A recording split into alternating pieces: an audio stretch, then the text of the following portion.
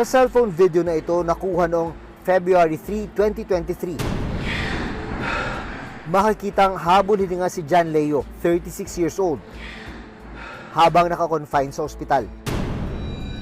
Kwento ng kanyang asawa na si Jonalyn Dagpin, October 2022, nang nakagat si John Leo ng isang alagang aso.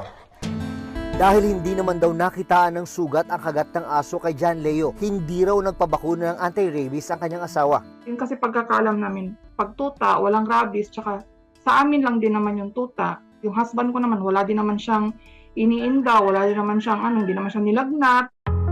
Pero makalipas lang ang halos 3 buwan, bigla na lang daw nakaramdam ng pananakit ng braso at hirap sa paghinga si John Leo.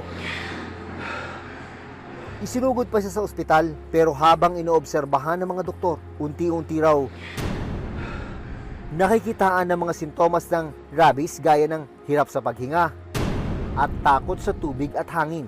Tapos hindi niya makontrol yung yung galaw niya. Sabi niya, ano to? Anong nangyayari? Sabi ko, hindi ko rin alam. Tapos sabi niya sa nurse, buhayin niyo ako. May mga anak pa kami. After nun, wala na. Hindi mo na siya makausap. Dahil sa mga sintomas na ipinakita ng asawa, kinulong na si John Leo sa isolation room ng ospital. Huli na raw nang malaman nila, Jonalyn, na positibo ang kanyang asawa sa rabies. Hindi ko na ba ma-explain? Yung iba na yung mata niya, tumitirik na. At makalipas lang ang ilang oras, binawian ng buhay si John Leo.